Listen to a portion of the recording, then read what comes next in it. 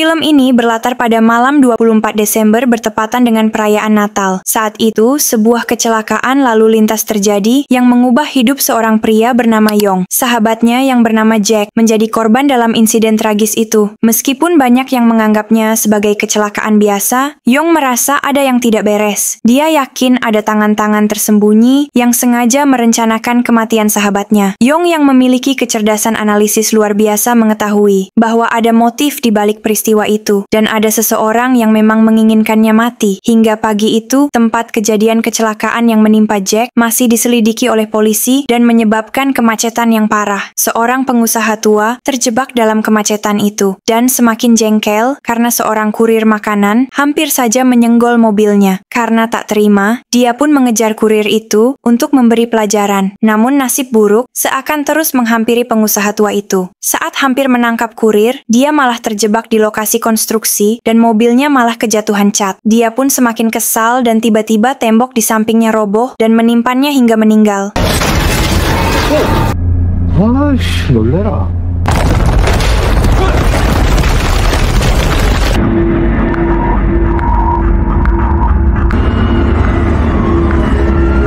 Ternyata di balik semua ini bukanlah kebetulan. Kematian pengusaha itu telah direncanakan oleh sebuah organisasi yang bernama Petugas Pembersih, dan itu dipimpin oleh Yong. Yong adalah sosok yang bekerja dalam dunia gelap. Dia menggunakan kecerdasannya untuk merencanakan pembunuhan tanpa harus menyentuh targetnya. Hari itu, setelah menerima bayaran dari klien, dia memanggil para anak buahnya untuk berkumpul di markas. Di bawah pimpinan Yong, dia memiliki 3 anggota yang bernama Jongman si pengalih perhatian, kedua Chon ahli penyamaran, dan ketiga bernama Jackie si pembuat strategi. Namun, dalam pertemuan malam itu, Yong tampak gelisah, terutama setelah membahas tentang kematian Jack. Dia khawatir ada organisasi pembersih lain yang mengincar nyawa mereka. 제키는 어떻게 생각해요? 우리 보이는 것만 믿으니까. 그럼 짝눈이 누가 죽였어요? 짝눈이처럼 당할 수 없어요. Lalu saat Jae mengantar pulang 2 rekannya, Jongman yang belum tahu siapa itu Jack, bertanya kepada Jackie, kenapa Yong begitu mempermasalahkan kematian Jack ini. Lalu Jackie menjelaskan bahwa Yong dan Jack adalah pendiri organisasi mereka. Mereka telah bersahabat dari kecil dan bersama-sama tumbuh di dunia gelap ini. Keesokan harinya, Yong mengamati seorang wanita bernama Jo Yong-sun. Dia datang untuk meminta bantuannya mengeksekusi seseorang. Ternyata target yang dimaksud Jo Yong-sun adalah ayahnya sendiri. 어떤 관계죠? 제 아버지입니다. 계속 걸어가세요.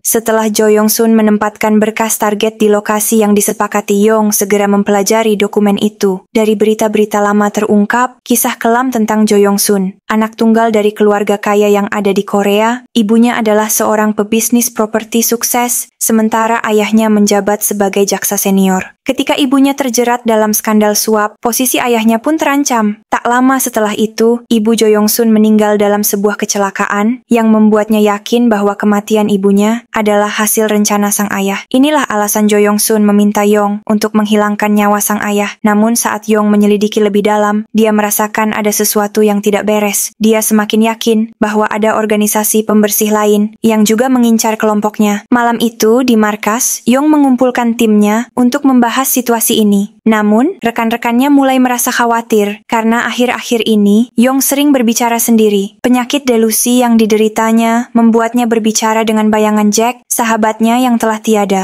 Keesokan harinya, Yong dan timnya berdiskusi tentang eksekusi jaksa yang menjadi target mereka. Mereka mempertimbangkan berbagai metode, termasuk merencanakan kecelakaan lalu lintas. Tetapi menyadari bahwa itu akan melibatkan banyak korban yang tidak bersalah. Jackie kemudian mengusulkan untuk menggunakan sengatan listrik yang dianggap jauh lebih efektif. Yong pun setuju, dengan syarat mereka harus menunggu hujan, agar eksekusi lebih sulit dideteksi. Setelah semua rencana disusun dengan sempurna, misi pun dimulai.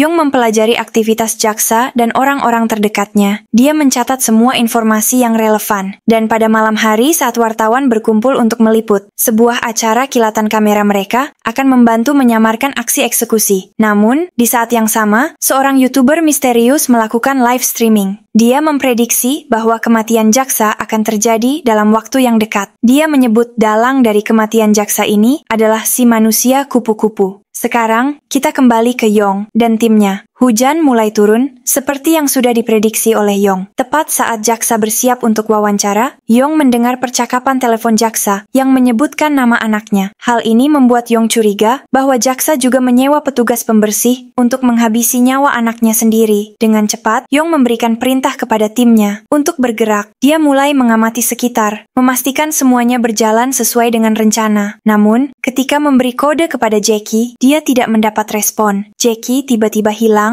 Jeoman pun merasa misi akan gagal tanpa Jackie. 제키 대답해요. 원천이 가서 확인해봐. 형, 제키가 없어. 뭐?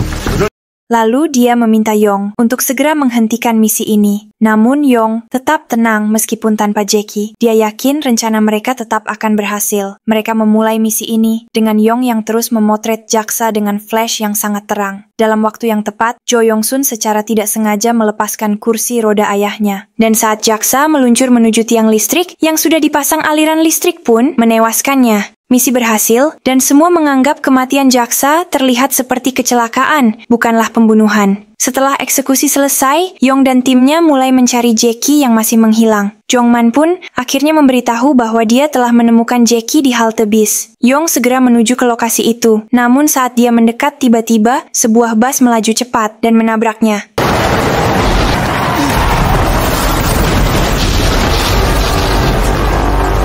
Beruntung Yong selamat dari insiden bis yang menabraknya. Di markas dia mulai merasa ada yang tidak beres dengan dua anggotanya, terutama Chon yang sebelumnya membawanya ke halte bis. Yong mulai berpikir bahwa mereka mungkin adalah mata-mata yang disusupkan oleh petugas pembersih lain untuk membunuhnya. Penyakit delusinya pun kambuh dan bayangan sahabatnya Jack muncul di pikirannya. Dia pun meyakinkan bahwa ada pengkhianat di dalam kelompok mereka. Semakin lama Yong semakin yakin bahwa salah satu dari dua anggotaannya adalah mata-mata dan meminta mereka untuk pergi.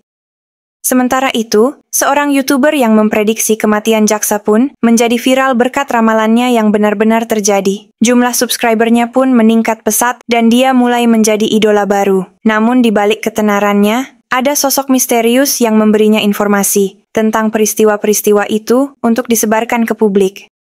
Keesokan harinya, Yong mulai menyelidiki Jo Yong-sun. Dia ingin tahu apakah wanita itu bekerja sama dengan pihak lain. Namun saat mengamati, dia hanya melihat Jo Yong-sun yang sedang bersedih dan hanya didatangi oleh petugas dari kepolisian. Tidak ada yang mencurigakan, Yong pun memutuskan untuk pergi. Tapi tiba-tiba, matanya tertuju dengan kemunculan Jackie yang berdiri tepat di depan foto jaksa. Di sini, Yong merasa ada yang aneh dan memutuskan untuk mendekatinya. Namun Jackie malah menganggapnya sebagai Jack, sahabat Yong, yang sudah meninggal. Ini pun membuat Yong semakin bingung dan curiga. Meski begitu, dia mengikuti Jackie ke rumahnya. Sesampainya di rumah, Yong terkejut melihat keadaan rumah Jackie yang berantakan. Dia pun baru menyadari bahwa Jackie mengidap penyakit yang membuatnya kehilangan ingatan. Melihat kondisi anggota timnya yang terpuruk, Yong pun merasa sedih. Dia tidak pernah menyangka bahwa Jackie yang dulu sangat cerdas dan tangguh, kini menjadi seorang yang pikun.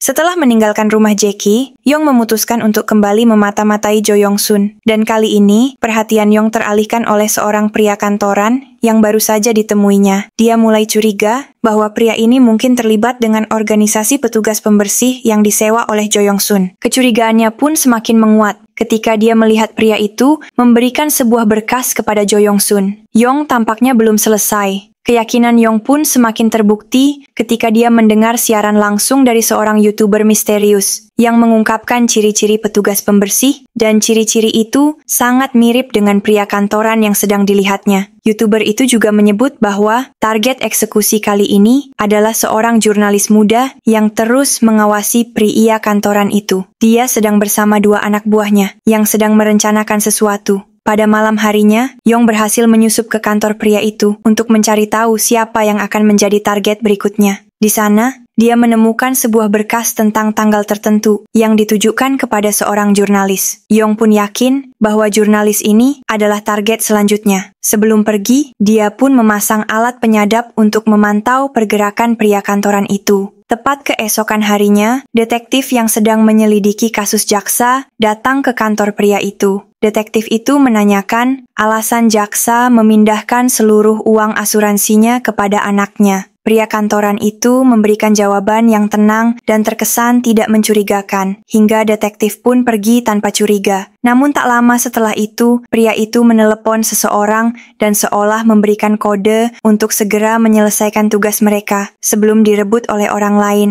Hari berikutnya, Yong terus memantau pria kantoran itu dan dia melihat Jo Yong Sun bertemu dengannya untuk mengambil uang asuransi sang ayah. Obrolan mereka terasa aneh, terutama saat pria kantoran itu memberikan pernyataan akan Jo Yong Sun yang berhutang budi kepadanya. Sementara, Jo Yong Sun dengan tegas menyatakan tidak ingin bertemu lagi dengan pria ini. Ini semakin memperkuat kecurigaan Yong bahwa Jo Yong Sun telah mempekerjakan petugas pembersih lain yang tidak lain adalah si pria kantoran ini. Setelah mengikuti Jo Yong Sun hingga ke parkiran, Yong menyadari ada yang tidak beres. Anak buahnya ternyata berniat mengambil uang dari Jo Yong Sun. Yong langsung bertindak dan mengakhiri nyawa rekannya sendiri. 내가 죽였다고 생각하는 거야?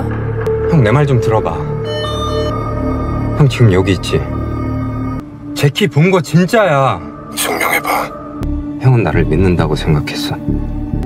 여기도 다 작업 쳐놨어? 폰 가지고 꺼져. 죽기 싫으면. 아니 믿으려고 하지도 않잖아. 아니야? Dia malah melihat Jo Yong Sun tiba-tiba jatuh dari atap gedung dan tewas tepat di hadapannya. Namun masalah tidak berhenti di situ. Ponselnya berdering dan terdengar Jackie yang panik. Dia memberitahukan bahwa dirinya dalam bahaya. Yong segera menuju rumah Jackie. Polisi sudah datang dan telah membawa mayat Jackie. Yong pun pulang ke kontrakannya dan sudah banyak polisi yang menyelidiki lokasi sekitar. Barang-barang hilang dan bahkan catur kesayangannya pun telah dicuri. Dia merasa tidak berdaya. Musuh yang selama ini dia anggap pria kantoran biasa, ternyata lebih berbahaya dari yang dia kira. Di sisi lain, seorang YouTuber yang selama ini memprediksi kematian, menyamar sebagai tukang paket untuk menyusup ke stasiun TV. Tujuannya ia adalah untuk menyabotase siaran dan melakukan live streaming untuk mengungkapkan identitas asli si manusia kupu-kupu. Yong memutuskan untuk menggunakan otak jeniusnya untuk balas dendam. Dia merencanakan pembunuhan terhadap pria kantoran di tengah keramaian kota, di tempat yang penuh orang, dan untuk memastikan eksekusinya sukses. Namun saat dia sedang memulai rencana itu, sebuah siaran langsung di TV berhasil disabotase, dan YouTuber itu mengungkapkan bahwa si manusia kupu-kupu yang selama ini dia cari ternyata adalah Yong sendiri. Lalu pria kantoran yang selama ini dianggap musuh, ternyata hanya seorang pegawai asuransi biasa, yang ternyata selama ini pegawai itu mengurus sumbangan dari Jo Yong Sun kepada seorang jurnalis yang dianggapnya akan dibunuh. Dan akhirnya Yong pun menyadari bahwa semua yang terjadi selama ini hanyalah hasil dari delusinya. Tidak ada pengkhianatan di antara timnya dan semua yang dilakukan justru menyebabkan kematian orang yang tidak bersalah. Rencana yang dianggap sempurna, kini berakhir dengan korban yang tidak pantas. Merasa bersalah, Yong pun menyerahkan diri ke kepolisian dan menceritakan semua kejadian kepada detektif yang menangani kasus ini. Dia ingin hukuman yang setimpal atas apa yang telah dia perbuat. Namun detektif itu mengatakan bahwa tanpa bukti yang jelas tidak ada yang bisa dia lakukan. Lalu film berakhir dengan sebuah plot twist yang mengejutkan. Detektif yang menangani kasus ini ternyata adalah anggota pembersih lain yang memang berencana menghancurkan kelompok Yong agar menjadi satu-satunya petugas pembersih dan film pun selesai. Jadi, itulah kisah film ini. Gimana? Menurut kalian seru nggak? Kalau seru jangan lupa komen di bawah ya. Jika kalian suka dengan kontennya, jangan lupa untuk like, tekan tombol subscribe, dan juga nyalakan lonceng notifikasinya supaya kalian nggak ketinggalan konten seru yang berikutnya di channel ini. Kurang lebihnya mohon maaf. Terima kasih.